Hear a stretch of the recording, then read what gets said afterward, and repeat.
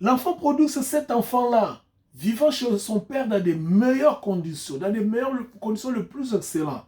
Cependant, il voulait aller expérimenter la vie d'ailleurs, qui, plus tard, lui causera des torts, lui causera des déboires. Vous voyez?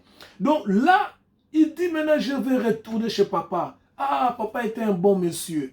Papa me donnait tout, papa prenait soin de moi, papa payait mes études. Non, non, non, non, je préfère retourner vers papa. Vous voyez, c'est ça les plans de Dieu en fait. C'est ça ce que Dieu avait planifié.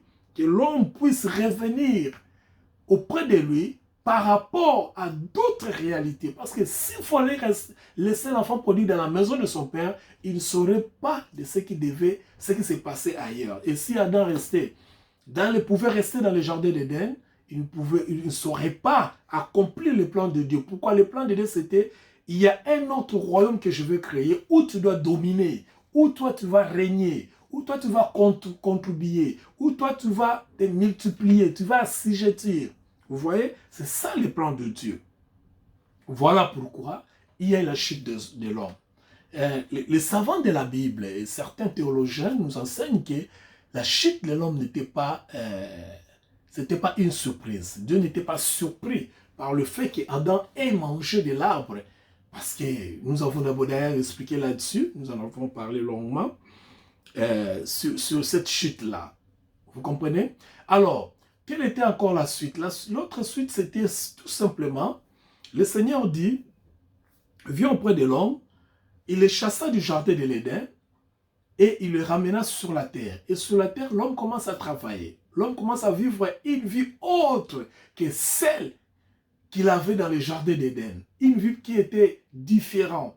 Une vie qui était remplie de douleurs, de souffrances. Que ce soit l'homme, que ce soit la femme, que ce soit les animaux, que ce soit même les serpents. Tous ces gens-là avaient connu ce que nous avons dit. Le monde avait connu les dysfonctionnements.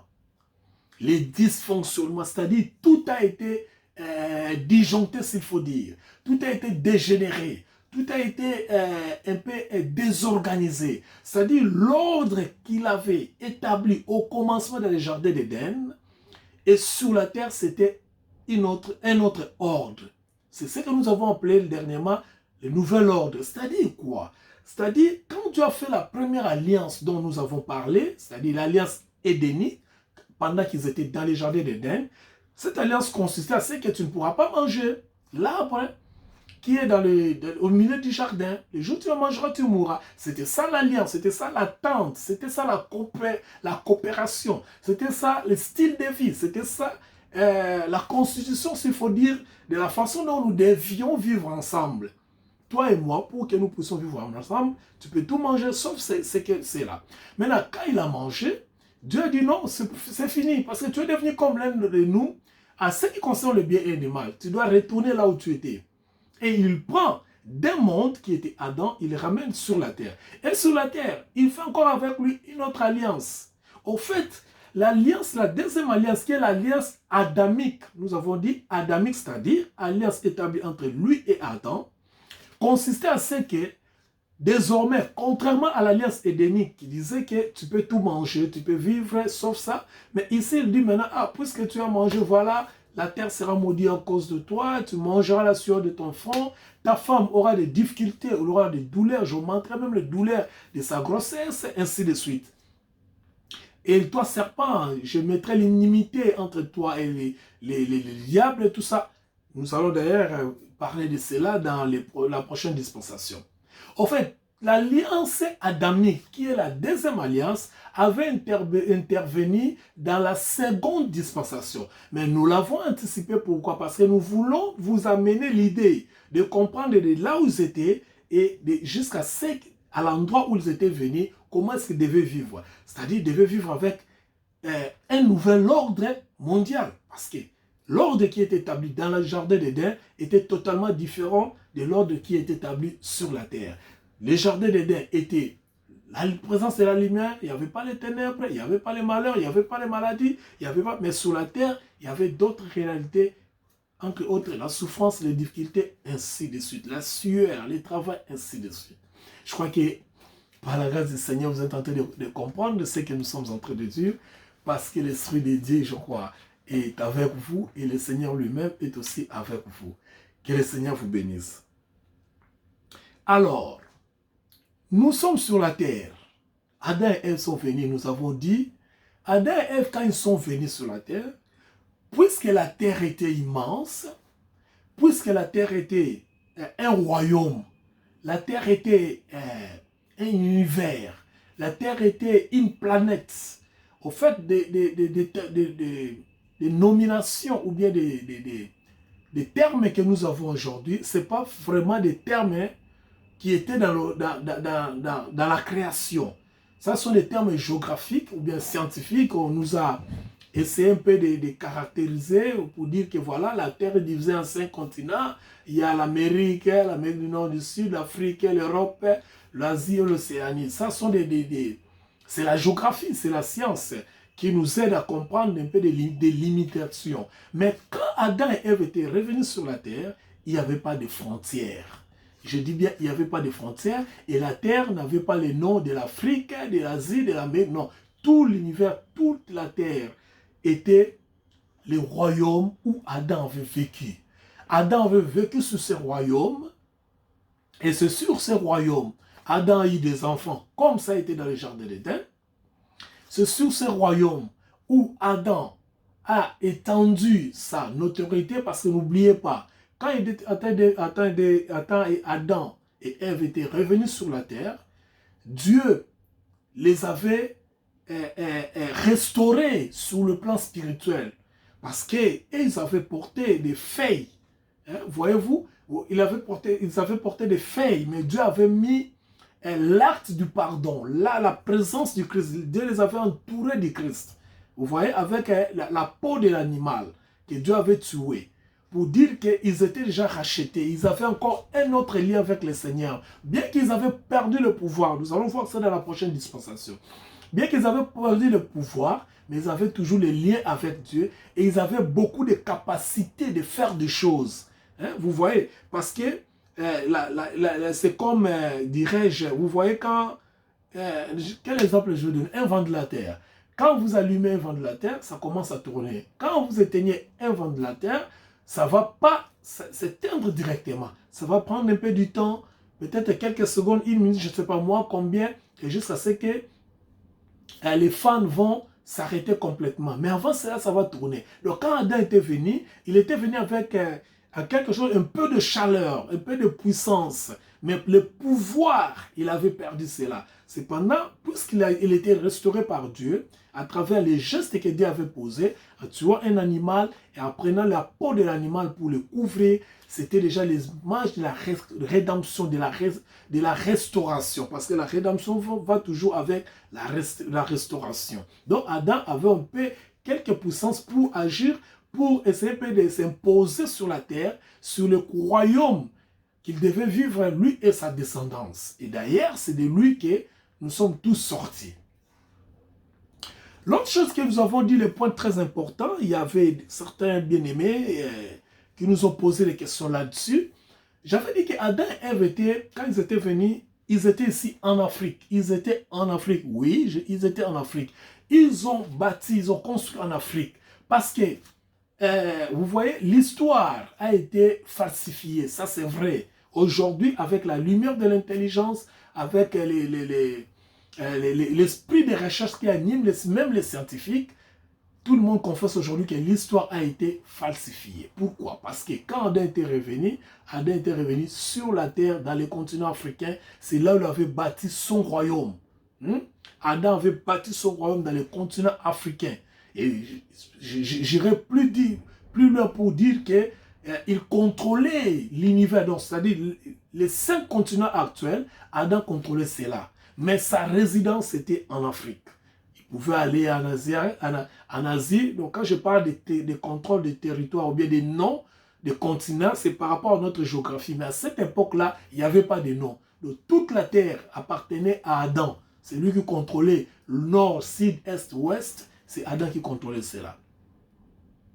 Quelqu'un m'a posé la question de savoir, pasteur, mais où sont les enfants dont Adam et Ève avaient mis au monde quand ils étaient dans le jardin d'Éden? J'aimerais dire à quelqu'un ici, Pensez-vous qu'il y a d'autres êtres qui vivent sur l'univers, à part les humains?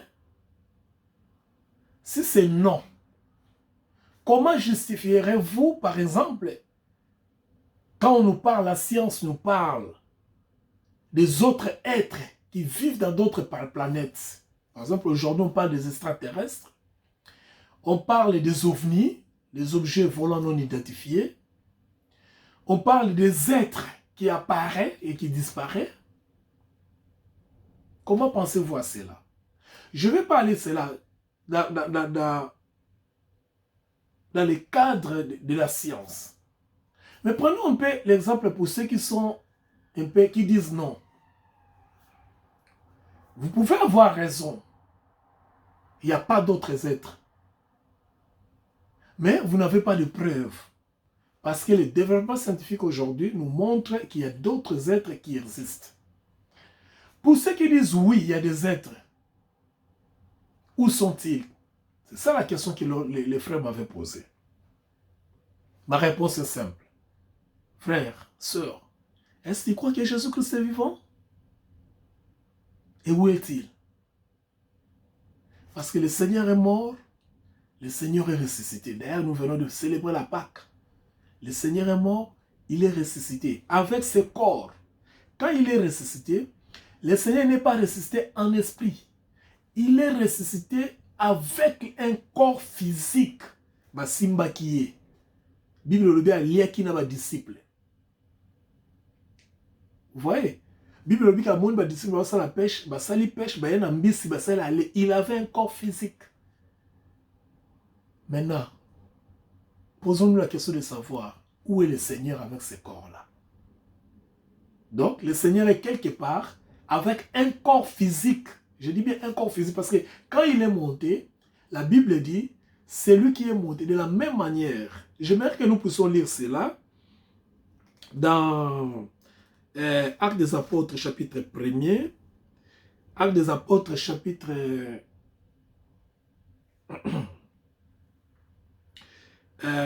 Actes des Apôtres, chapitre 1er, verset 1er. Lisons un peu quelque chose là de très intéressant. Actes 1er, verset 1er. Écoutez ce que la Bible dit. Prenons le verset 10 pour comprendre. Et comme ils avaient les regards fixés vers le ciel pendant qu'ils s'en allaient, voici deux hommes vêtus de blanc leur apparurent. Et dirent, écoutez, et dirent, homme Galilée, pourquoi vous arrêtez-vous à regarder au ciel? C'est Jésus, cet homme physique, Jésus, parce que Jésus c'est le physique. C'est Jésus. C'est Jésus qui a été enlevé au ciel du milieu de vous, viendra de la même manière que vous l'avez vu allant au ciel. C'est-à-dire, vous voyez, parce qu'il était physique. Yesu, c'est le physique. Nous autres, le corps l'abisso. Bien que c'était un corps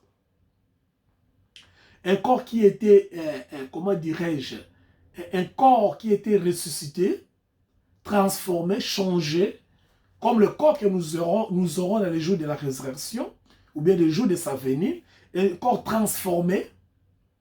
Mais la Bible dit, de la manière qu'il est parti, c'est de la même manière qu'il viendra.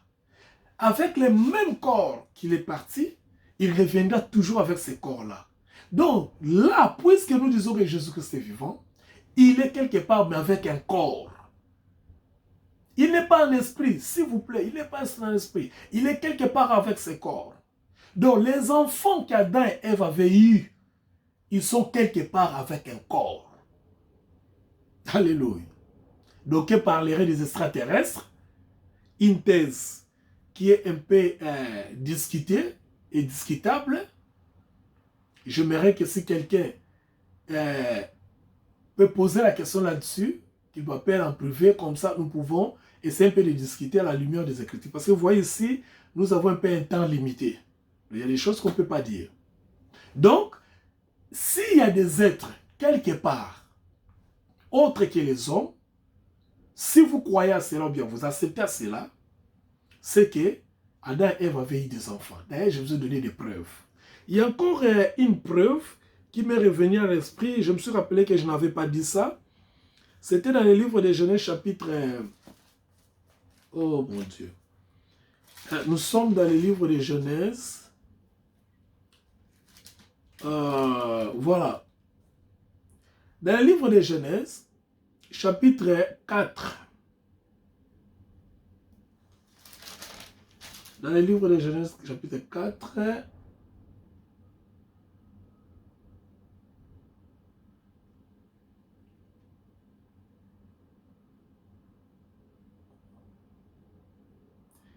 Genèse chapitre 4, voyons un peu le verset 14.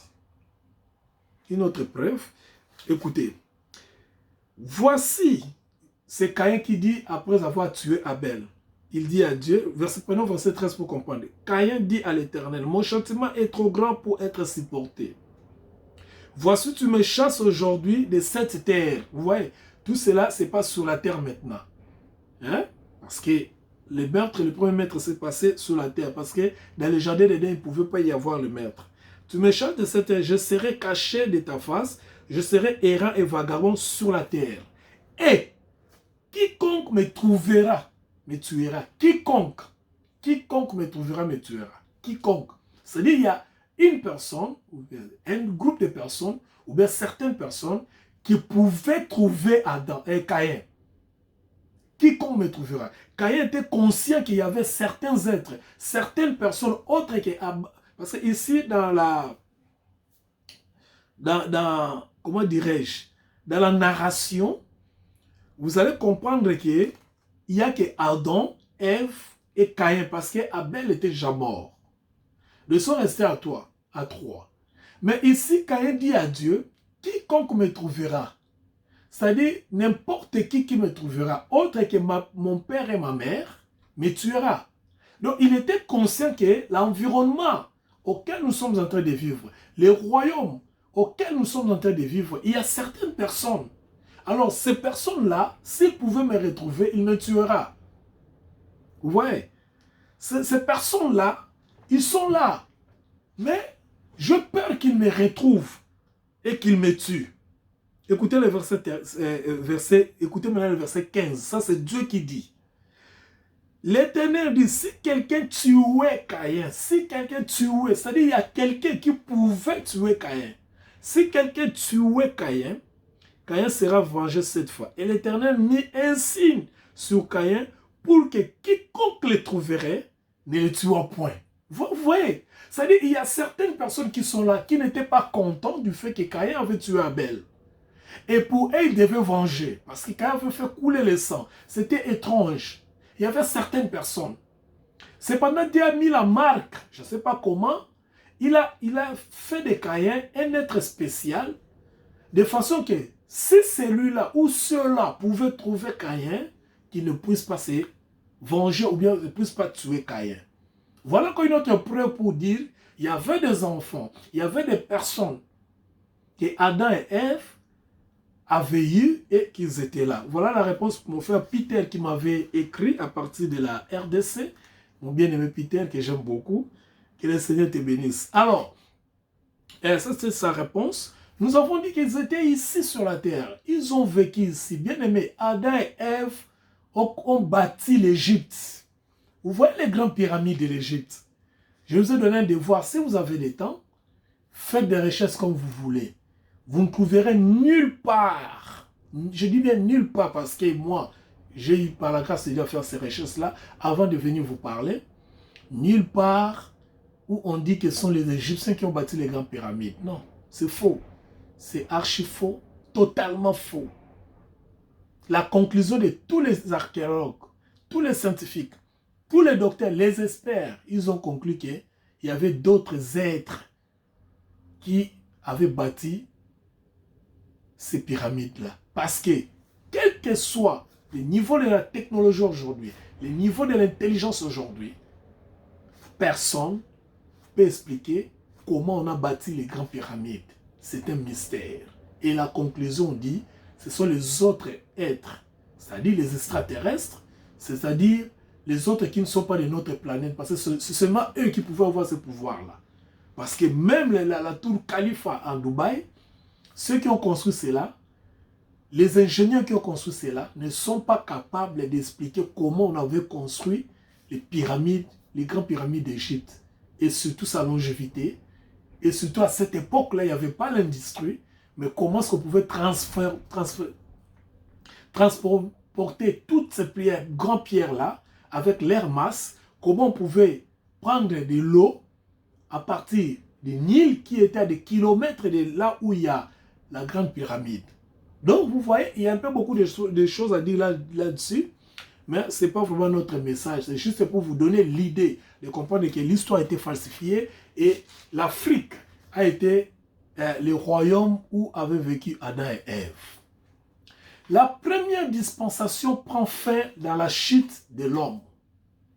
La première dispensation prend fin dans la chute de l'homme. Quand l'homme a chuté, la première dispensation avait pris fin. Là, nous sommes dans le livre de Genèse chapitre 3, verset 6. Après la chute de l'homme, la première dispensation a pris fin et la deuxième a commencé. Je rappelle ici que nous avons parlé de l'alliance adamique, qui est la seconde ou la deuxième alliance, tout simplement pour essayer d'être cohérent dans les idées et vous amener cette cohérence jusqu'à vous faire comprendre ce qui s'est passé dans le jardin d'Éden et ce qui devait se passer sur la terre. Et cette cohérence, c'est ce qui nous a poussé à vous parler de l'alliance adamique, c'est-à-dire la deuxième alliance. Mais en réalité, la deuxième alliance qui est l'alliance adamique, c'est une alliance qui est dans la seconde dispensation, bien dans la deuxième dispensation que nous allons voir la semaine prochaine. Voilà pour aujourd'hui, bien-aimés, la petite conclusion, le petit résumé que j'ai voulu faire pour vous amener à comprendre le plan merveilleux de Dieu, le plan merveilleux du Seigneur. En conclusion, puisque nous avons terminé la première dispensation, en conclusion, la première dispensation ne met pas fin à ces plans-là. C'est-à-dire, le premier plan nous a montré comment Dieu a traité avec l'homme, ce qui est la définition de la dispensation, comment est-ce que Dieu a vécu avec l'homme, comment est-ce que Dieu a traité avec l'homme, comment est-ce que Dieu a planifié, comment est-ce que la vie s'est passée dans cet environnement-là. Et la deuxième dispensation, nous allons voir la suite des événements. Et dans la suite des événements, nous allons aussi voir comment est-ce que Dieu traitait Adam avec l'homme, comment est-ce que Dieu, le monde évoluait, comment est-ce que les choses s'est passées. C'est ce que nous allons voir dans la deuxième dispensation, toujours dans le cadre de la continuité de ce plan merveilleux de Dieu, jusqu'à ce que dans la sixième dispensation, nous allons voir la venue de notre Seigneur Jésus-Christ. Jusqu'à ce que nous puissions nous revoir prochainement, restez connectés, partagez, abonnez-vous sur notre page Belleforme Moema Bébé officiel et surtout, posez des questions, appelez si vous voulez, écrivez si vous voulez, sur mon WhatsApp, sur Facebook, sur YouTube. Nous serons toujours là pour partager la parole du Seigneur avec vous. Que le Seigneur vous bénisse. Vous êtes tellement important aux yeux de Dieu, vous êtes tellement précieux aux yeux de Dieu, que jusqu'à ce que même vos faiblesses, même vos chutes, même vos échecs font partie de ces plans de Dieu. Comme Adam, sa chute faisait partie du plan de Dieu. Comme ton cas, comme mon cas, comme ma situation, comme ta situation, tout cela font partie de ces merveilleux plans de Dieu manifestés en Jésus-Christ notre Seigneur. Alléluia. Que le Seigneur vous bénisse. Bonne continuité et nous allons nous revoir le dimanche prochain. Je vous aime beaucoup. Mon souci, mon vœu, ma prière est que vous abondez dans la connaissance de notre Seigneur. Parce que la connaissance est une puissance. Plus vous connaîtrez le Seigneur, plus vous verrez la grâce de Dieu couler sur vous, plus vous sortirez un peu de ces box, de cette boîte qu'on vous a mis pendant des années, pendant des décennies, plus vous sortirez de cet environnement qui vous frustrait, cet environnement où on ne parle plus de Christ, on parle des hommes, on parle des humains, on parle des performances, on parle des circonstances, on parle des richesses, des matériels. Quand vous avez la connaissance, vous allez sortir de cet environnement et vous allez vivre la vraie liberté en Christ. Et vous serez réellement libre. Et c'est ainsi que vous allez vivre la grâce de Dieu.